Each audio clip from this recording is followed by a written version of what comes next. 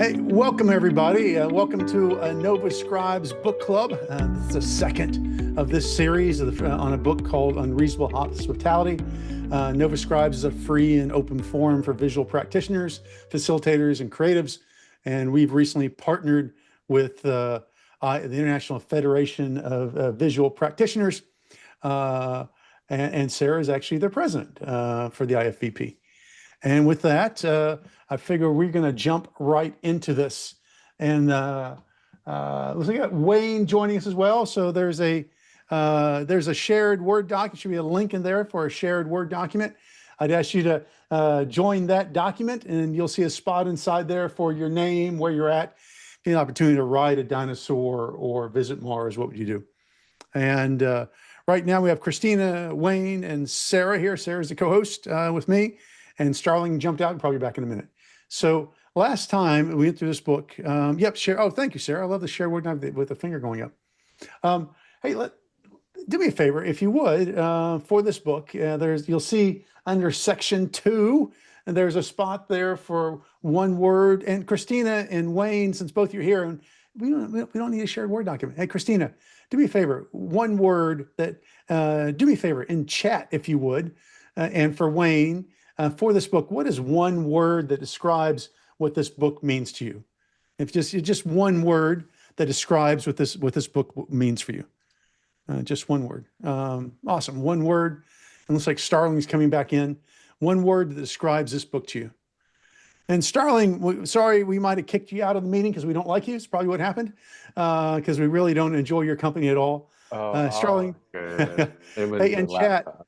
Yeah. In chat, what is one word that describes this book's journey for you? One word that describes this book to you. Sarah used journey. I'm just curious, what's one word that describes this book for you? Insightful. I've got journey and insightful. Awesome. And Wayne, if you get a chance, one word that describes this book for you as well. Journey, insightful. And we'll get a chance to build upon that in a second.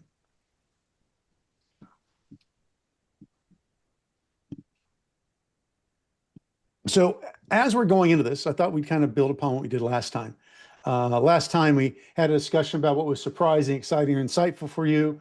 We had an opportunity to discuss how might this benefit you, your teams, friends, or family. And do me a favor in chat, because we only got through like the first 8 chapters last time, and I think some of you actually read ahead and actually read more than that. In chat, do me a favor, type out some of the things that really resonated with you. What was surprising, exciting, or insightful? Spend like a minute or 30 seconds in chat. What was surprising, exciting, or insightful for you when you think about this book? What are some things that really stood out for you? Maybe a phrase or a paragraph or a title of a section. What's 1 or 2 or 3 things that were surprising, insightful for you when you went through and read the book? Stories make legends. It helps if I type, right? And their perception is our reality. Give them cognac is one of the things that stood out to me in that section, and I thought it was really good. I thought that story was funny Oh, because it was low risk giving them that bottle of cognac, because after that, yeah. Oh, thank you. That. Thanks, Wayne. Thank you very much. Early in the morning for you there, really early in the morning. One of the nice things about would Christina or Starling, he says he hasn't read the book, would one of you mind, I don't know, giving a synopsis of the book, what made maybe a 30-second summary or a 15-second summary of what the book is and what the meaning of the book Unreasonable Hospitality is?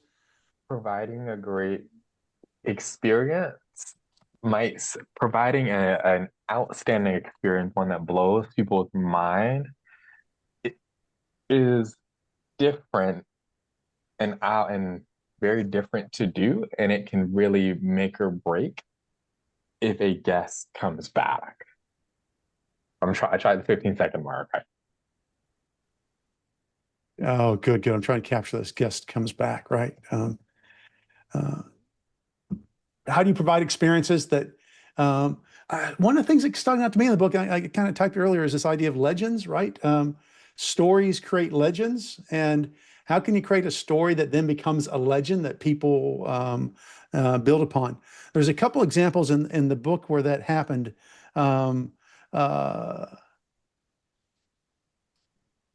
Sincerity. Yes. How can you be sincere? Wayne, yes. How can you be sincere? Hey, let's build upon that, if you don't mind. What what are some of the stories that out? There's a section in the book that talks about the legends, or do you guys remember that section? Is there something that stands out that section to you that you'd like to share, or something? Some of the stories in the book that really resonated with you? I like, so in the beginning, they decided that they wanted to to create a restaurant that was the best in the world. Say Um, again. Sorry, with, so Christina, I lost you. they just yeah, so they decided that they were going to be the best in the world on a particular scale, and then they thought about, well, how do you do that? Because food fads come and go, all right. So that's something where the goalposts are always going to be moving. So what can they do where they can continually build on that? And they decided that they were going to provide the best experience, that their hospitality was going to be so good that it was unreasonable. And that was something that they could create a journey out of, because everything they did still took them in that direction. They didn't have to constantly switch based on people's taste and all of those kinds of things. And so they continued to build on that and to spot things that made a difference. So the whole thing of starting it with putting money in the parking meter right up until you had Dreamweavers, that was a journey that continued on, and they built the understanding of how important that was. You couldn't just suddenly, after a number of years, appoint somebody as a Dreamweaver, not understanding what the history of that was and how everything had grown on those small ideas, which became really big ideas and roles in the end. And the whole journey of it was really, really interesting. Yeah, that journey of the Starling, for the Dreamweavers, what stands out to you from the book? Would you mind sharing something that stands out from you? You're generally a collector of stories. Yeah, the one story, thinking about that dream, building on that Dreamweaver's piece, is the story of a man saying, "Oh my gosh, I forgot to get a teddy bear for my daughter." I believe that's the story. And one of the Dreamweavers, or one of the people, they made a teddy bear out of towel. Like, just the fact that not you didn't just make a teddy bear, you made a teddy bear. I believe it was out of towel. Um, and the idea of like, hey, here's something to give to your daughter that's a teddy bear, and it's extremely unconventional, but it is so thoughtful. I remember the story in the book where they're talking about there's a banker in the room, um, and as the banker's inside the room, one is the guy working the table. He asks him, anything we do for you? He says, well, I'm trying to close a deal. I could use $1 million if you guys got $1 million just sitting around. So someone went and found, the $100,000 candy bars. They got 10 of them, put them in a bag, and gave him the bag. In that moment, he realized he'd been listened and heard. And in that moment is something powerful about just being heard. And I think the one thing about that whole section of the book is about how letting people know you're actually listening to them. That section, and yeah, there's so many good sections in the book about that. Well, Uh, and then that also plays into the creating delight, which is what I love about it. And the story, if you remember, the hot dog where the people were visiting and they're like, oh, we haven't had a New York hot dog yet, so he had one of his people run out and get one for him. So it's like that idea of just like listening and then being able to deliver something that, I don't know, like maybe that's not super easy to run out into the street when you're really busy to get a hot dog, but he just he seemed very playful and really wanted to bring that delight to his customers. And I think one of the things that really stood out was that, and then they plated it as if it came from a four-star restaurant, right? Yeah, It was, yeah. That was the and fun they served part. it back to him, and just that extra level, right? Just going above and beyond. Yeah, it's funny. It made me more observant today. I was working with one of my clients, and she was on her whiteboard, and she pulled out the small, the normal whiteboard markers. Then they have the smaller ones with the finer tips on it. She's writing on the board saying, I really like the way this one writes. So I kind of put that in my bank, right? So next time I see her, I'm going to try to bring her a bag of those markers or something, just a small little gifts, I think resonate. My wife is really good at giving gifts that are practical, which are often better than the gifts that are not. So that's a story of delight. Let me scroll back up through here and some of the other thoughts from the group here. Starling, their perception is our reality. Would you mind building upon that? Oh, absolutely. Yeah. That one was, I used it one day. So the story, the way it talked about in the story, a server, the guest said, I want my steak. I think they said medium. And the server said, okay, awesome, medium. And they bring out the steak. And the guest says, I said medium, not raw or whatever one of the qualities was. And I think the author had intercepted, and he had said, oh, awesome. I'm so sorry about that. We will bring you your medium steak, right? The steak was medium. The guest said, no, this is not medium, this is raw, or this is medium well. And the author he said, saying sorry doesn't always mean you're wrong because they perceive that you brought them a raw steak. Just say, hey, I'm going to get this steak. And they probably may have not known what they're talking about, but it was a moment. He said the server could have argued with the guests and no, this is the right steak. What are you talking about? You don't know. I used this in a conversation I had with someone, and they're like, I don't want you to give me advice. And I was like, I don't think I give advice when I talk, but like I was like, okay, that's their perception. So how do I adjust? That was it's a really great framing. I like it. Yeah. Perception is reality. Yeah, I think all of us, it's funny, Starling, you mentioned that all of us have been in a position where someone's given us advice that we really don't want, right? At the same time, we've given advice to people that they really didn't want. So the question is, how do we know which state we're in, right? How do we know what state they're in? Because it's so easy to tell people what to do. One of the things that really stood out, and Christina, one of the thoughts you put up here, I think you kind of built upon it already as I'm scrolling through here.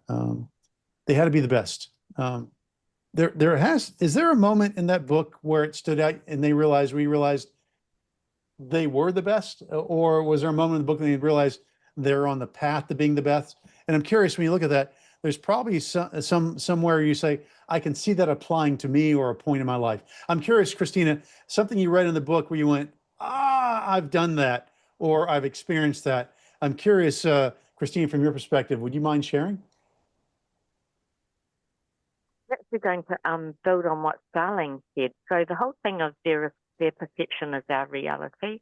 I mean, so I'm in IT, and often people will say something doesn't work, and IT will turn around and say you're doing it wrong. And whether they're doing it wrong or not, or whether the state is technically medium or not, he's right. It's their perception at the time, and it's better to actually go, oh, okay, let's see how we can make this better for you, as opposed to you're doing it wrong and I'm going to teach you how to do it better. And I like the way that he framed that.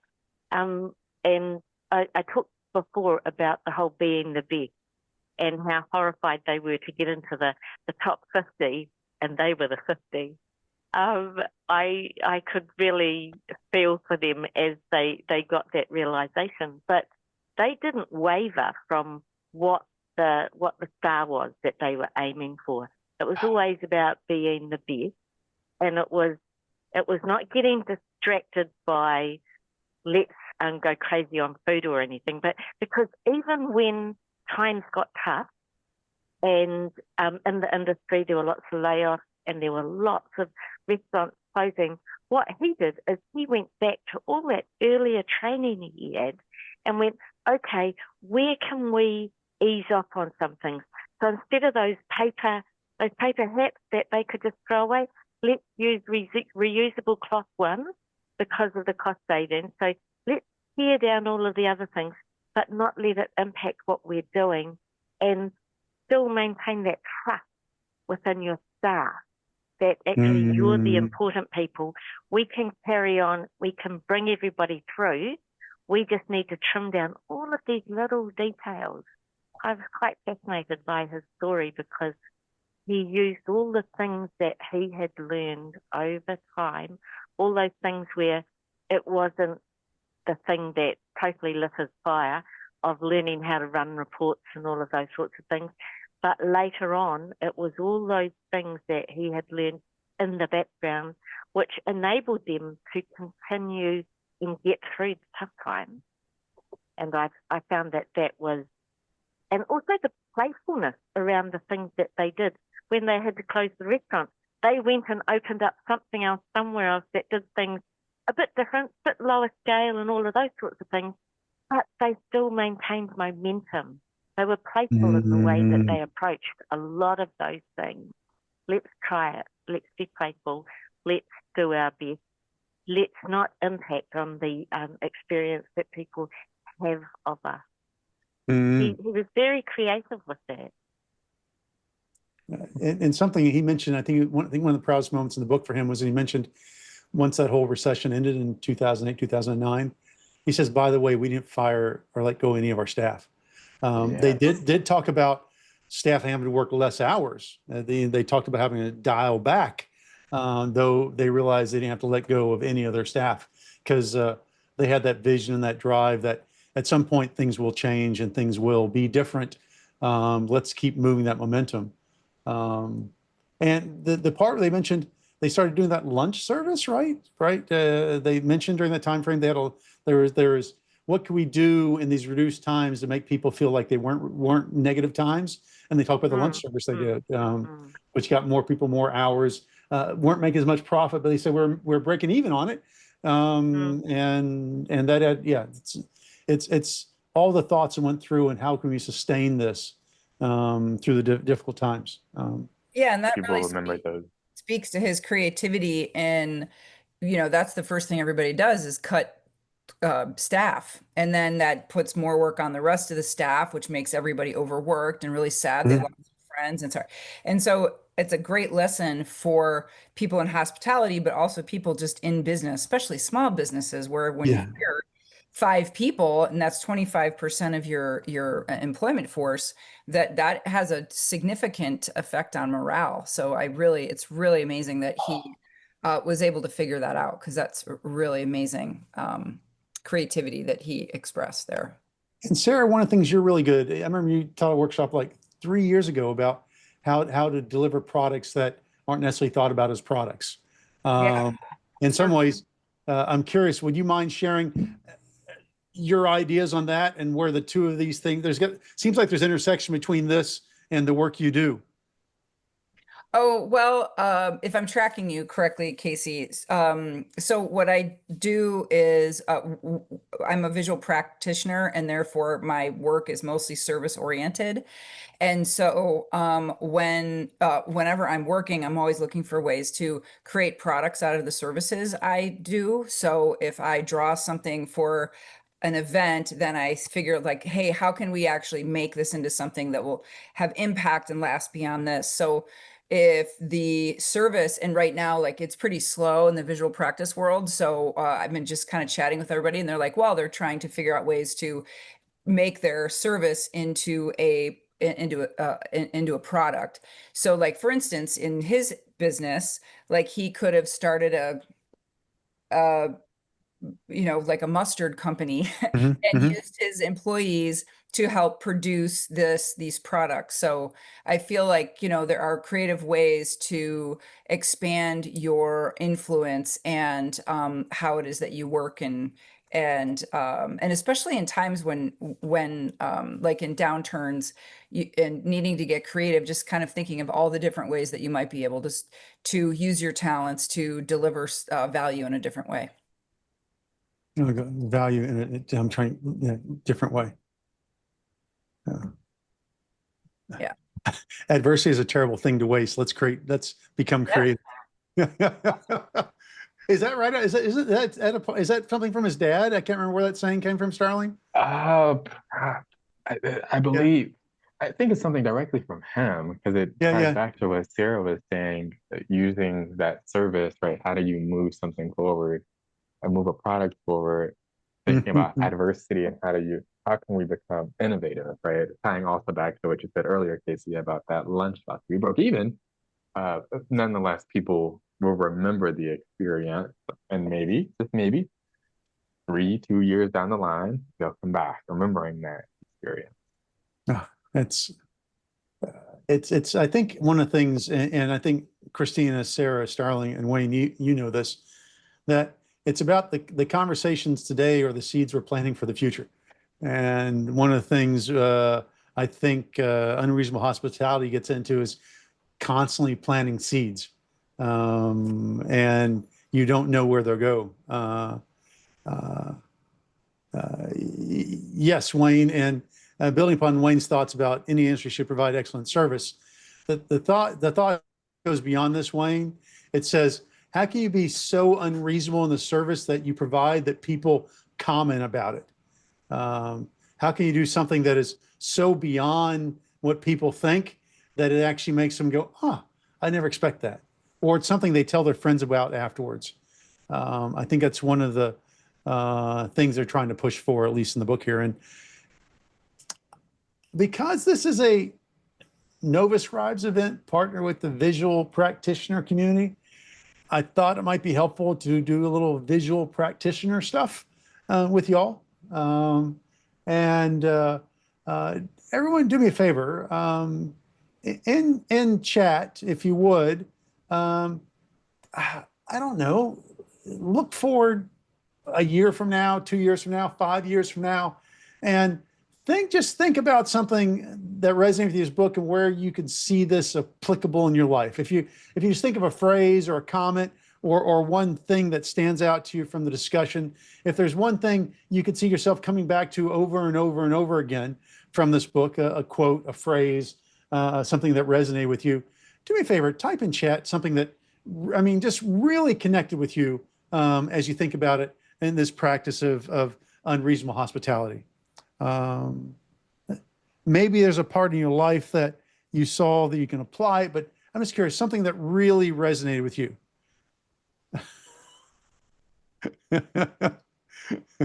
Serving more hot dogs. Yeah. Uh, of Wayne, by feelings, right? People will never remember what you say. They'll remember how you make them feel. And that's kind of the heart of the book is how do you make people feel? So everybody, we got Wayne in there. Everybody type in a thing. What's one thing that resonates from you in this book that stands out to you that you see carrying forward with you? And Starling, you mentioned a couple things when we chatted earlier today about this. Um, uh, just do me a favor, type in chat, and then we'll do a little visual practitioner. We'll do some drawing together for you to create an image that you can share with others. So if you would type in chat something that resonates with you from the book. We've done this a couple times, but oh, feels great. Make good, good, good. I'm just planting a seed. So one or two things in chat. We'll spend another minute or so in chat. Just one or two things that you think you're going to carry forward from this book. Something could resonate with you or connect with somebody else. Ah, make the experience special. Oh, good, good, good.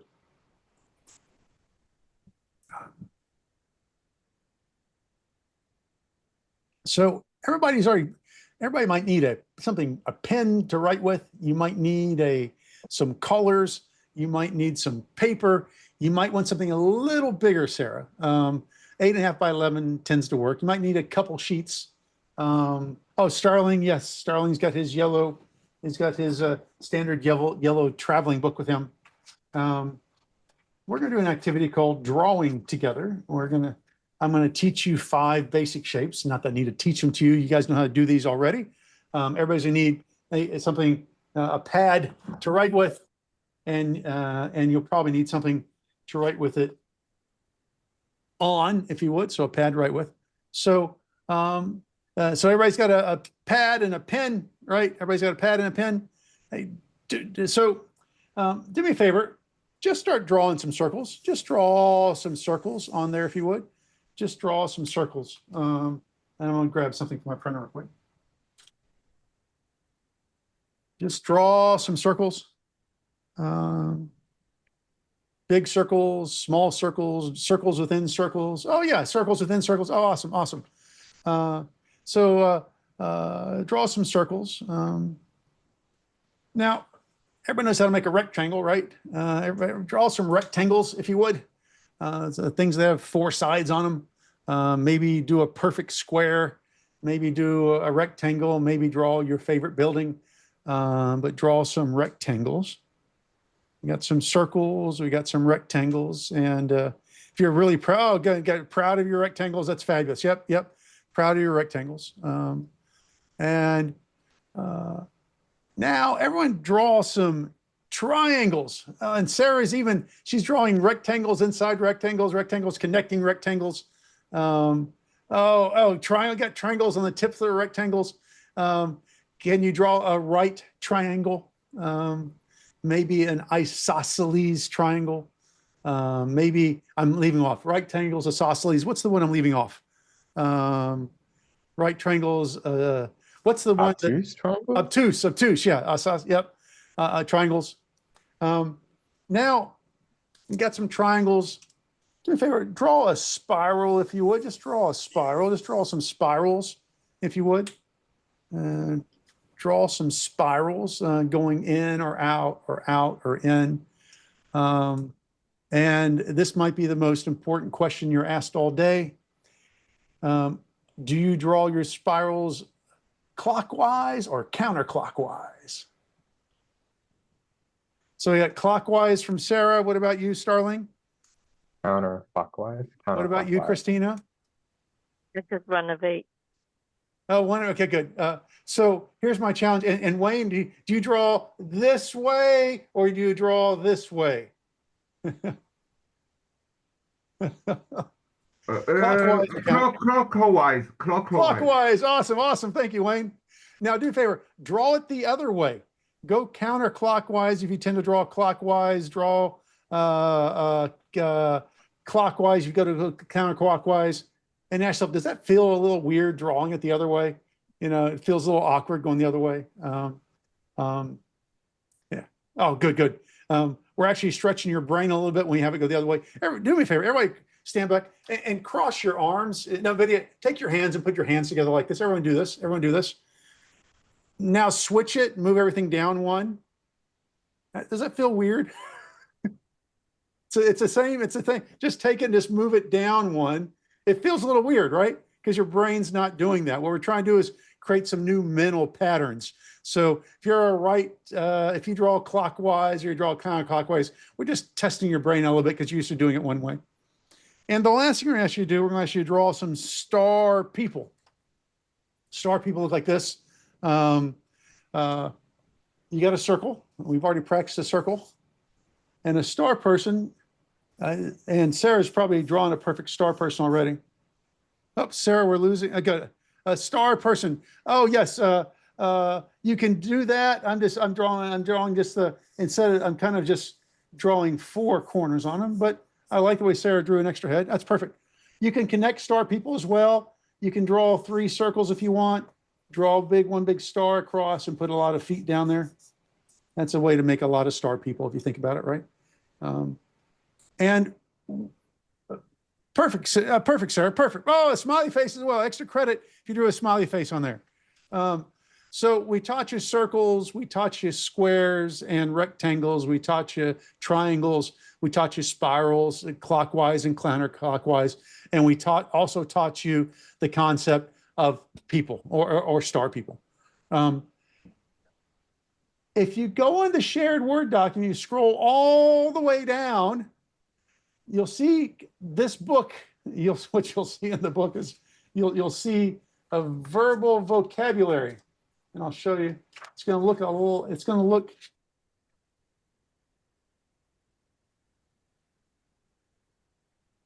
It might look exactly like this. And if you scroll down in the Word document, you'll see a verbal vocabulary. And I'm going to type in chat real quick what we're doing there. Let me do this real quick. Give me a second. I'm going to give you a verbal vocabulary to use. And I'm putting this in chat, and here's the vocabulary. Circles mean whole, complete, finished, done, wholesome. Rectangles are areas where you're providing support or need support. Triangles are goals. Spirals are change. And star people are relationships. So I'm going to ask you, because we're talking about being unreasonable hospitality, we're talking about serving others, we're talking about driving change and creating stories so powerful that people share them with others. And I'm going to ask you to look forward a year, 2 years, 3 years, 4 years, 5 years, and think about something you want to drive to in the next year, 2, 3, 4, 5 years. And I'd actually say pick 5 years and beyond of where you can see providing unreasonable hospitality to others. And I'm going to ask you to draw it out. I'm going to ask you to draw it out only using those 5 symbols: circles, rectangles, triangles, spirals, or star people. And the thing is, I'm not saying just use 5. You might have 6 circles. You might have 2 rectangles with a big triangle on top of it. So using that imagery and no words, what does that future look like you where you're providing unreasonable hospitality? And my gut says we're going to put 10 minutes on the clock and let you spend 10 minutes drawing out what unreasonable hospitality in the future state looks like for you. And before I hit time on the clock and put 10 minutes on the clock, I want to say, what sounds unreasonable about that?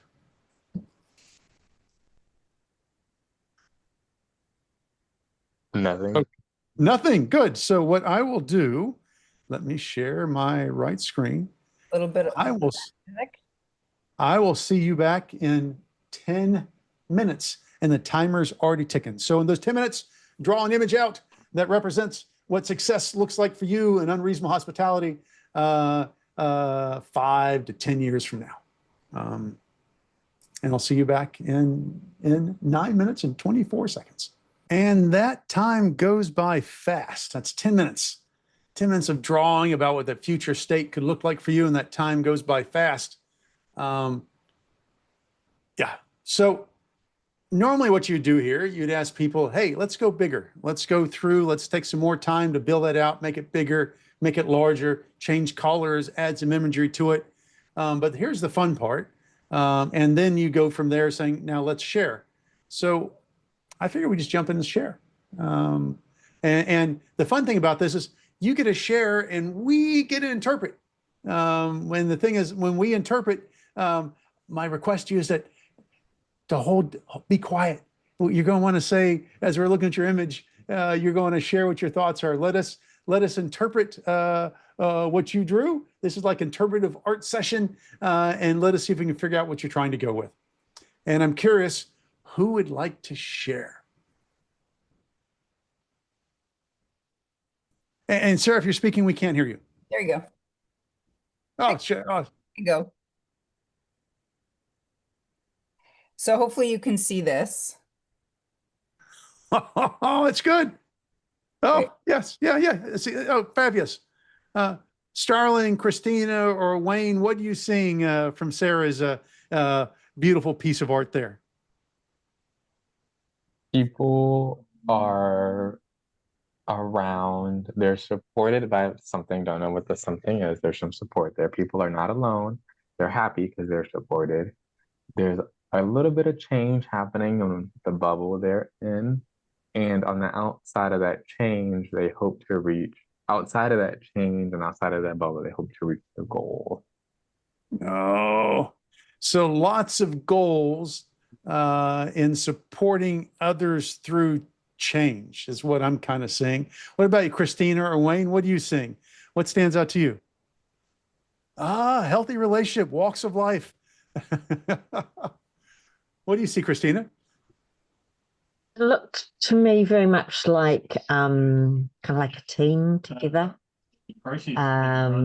So yeah, really well supported, and there are goals outside them, and a lot of change.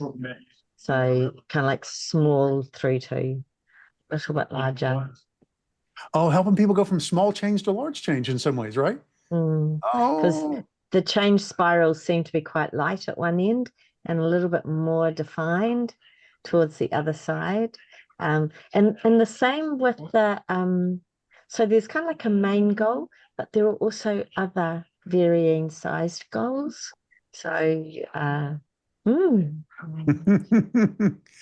Sarah, you might want to say something. I'll say, hold on to it. We'll come back and recap at the end. Starling, Wayne, or Christina, who'd like to share?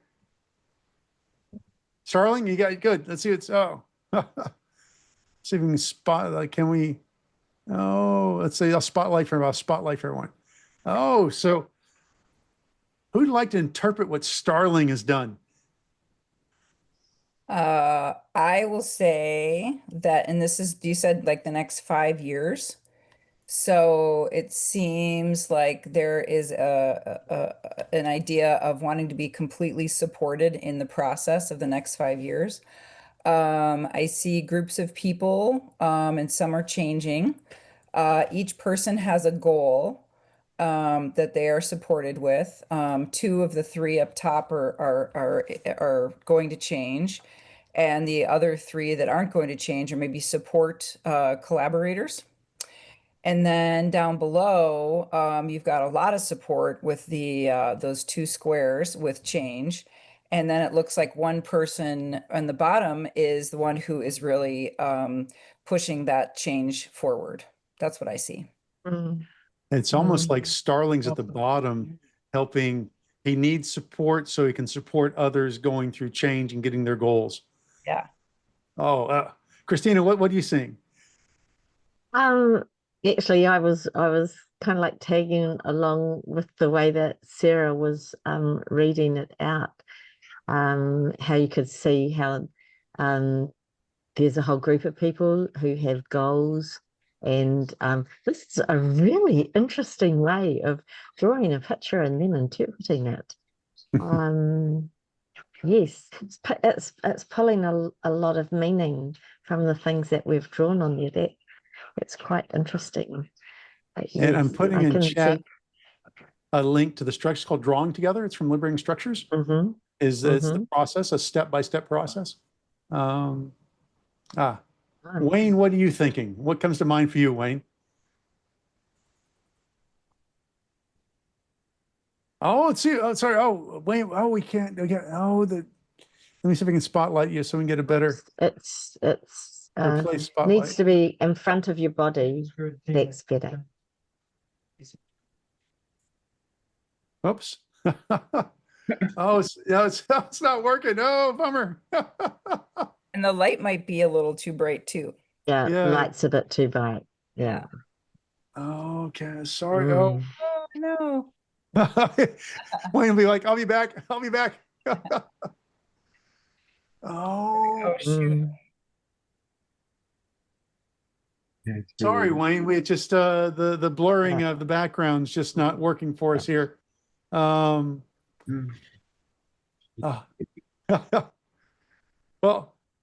as Wayne's trying to work inside, Christine, would you mind sharing yours? Would you mind sharing yours? And as Wayne's trying to work his out, I'm going to see if this will work. Let's have a look.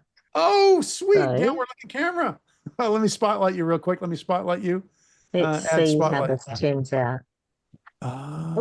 Lots of sun right here. And bonus points for using color. And let's see. Remove spotlight. Good. As Wayne's trying to figure that out. Sarah or Starling or Wayne, what are your thoughts of what you're seeing? Oh, this is very communal. That's the first thing I see about people around a shared goal when things are changing. It's almost like that's the part of my, that's almost like the office, that's like the executive conference room table with all the leaders around the table trying to navigate through change and goals and how they can best support each other. Yeah. And outside of that is, that's the only way you get whole, is by getting everyone to work on this issue together.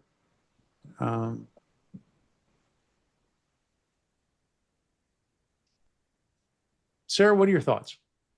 Well, it reminds me of when I used to work at a company and I led a team of people who were tasked with solving problems and creating and reaching goals. So it feels should very advise much. us of not receiving one instead. What's that? I think I think it's coming through from Christina's side. Oh, okay. Yeah, so I think that it's interesting because the focus is around people looking inward, and you have 2 people who are support team members, and then 6 who are, I would say they are people from maybe different areas who bring their expertise in. And so it's a very collaborative group of people working on a common problem. It's almost like this is me with my facilitator hat on. The people in green are the facilitators. The people who aren't, who are in the circles, are trying to work through challenges and trying to make each of those whole, try to make the community whole, and together we make everything whole. Yeah, that's awesome. Hey, Christina, you get a share. What were you, now this is a chance for you to tap into you.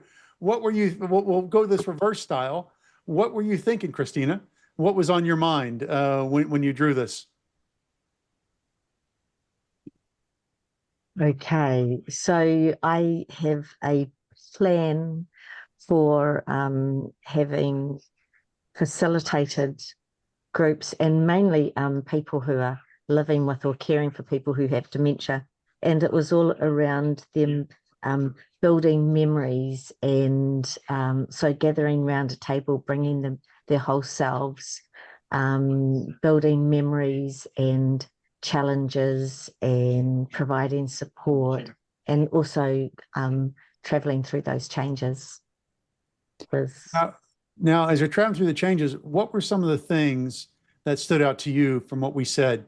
What connected with the conversation about what you heard from us with what you're trying to put together?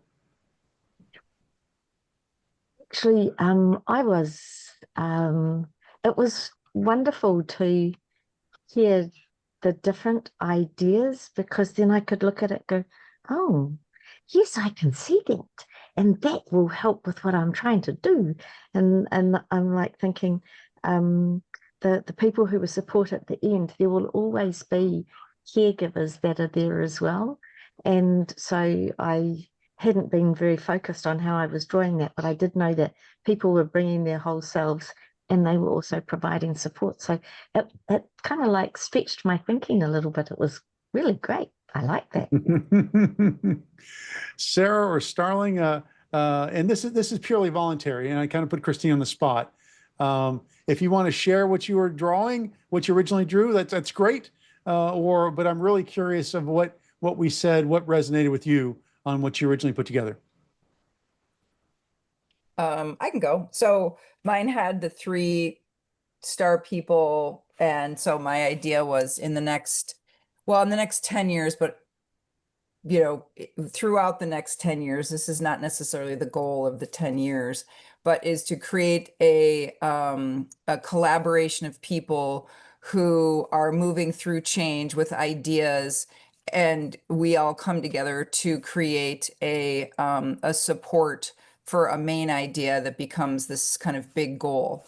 And to sort of define that even further is to say that I would like to create a series of workshops that might even turn into a even like a retreat, where we create these retreats for people to come to that help do the same thing for them, like give them support, help them define goals, and then move them forward. So define goals and move forward. Starling, your thoughts? What's stood out to you?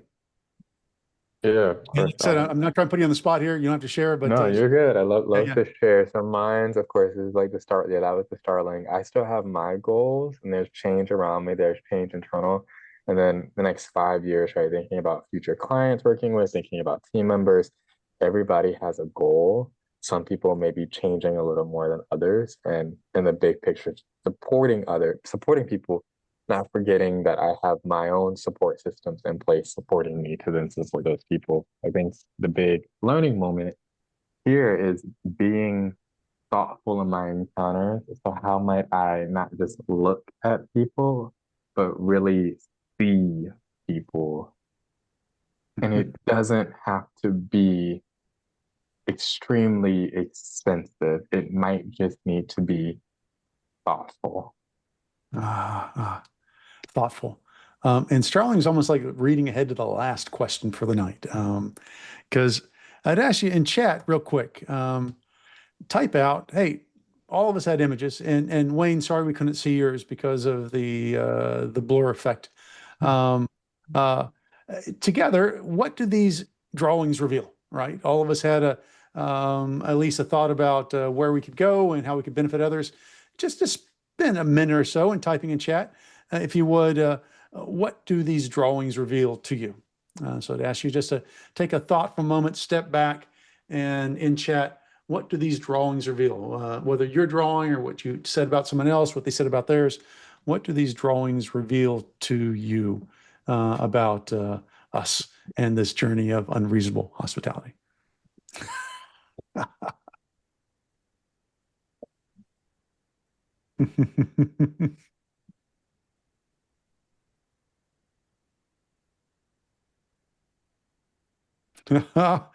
Use of metaphor and story. We can communicate without words. In doing so, we might be able to reach a larger audience. And I love Starling. We're all great artists. And with that, I want to thank you for a Nova Scribes event. This is the second book club. We'll be doing more of these in the future. And let me put something in chat here real quick. I'd be remiss without doing this. These are, like I said, a free and open forum. At the same time, if we did something that you thought was useful for you, if you thought we did something that was beneficial to you, we're kind of following the Frederick Laloux model of pay what feels right for you. And if you got any value out of this, send us 30 cents, a quarter, a nickel. Doesn't matter what it is. This goes, we've been using this recently, help a friend of ours whose husband passed away, with Sarah, spent time with recently. And one of the, probably the most premier, I would call her sign writer, font expert in the world. And with that, I want to thank you for your time, and I'm going to stop the recording and stop the recording. I'm stopping the recording.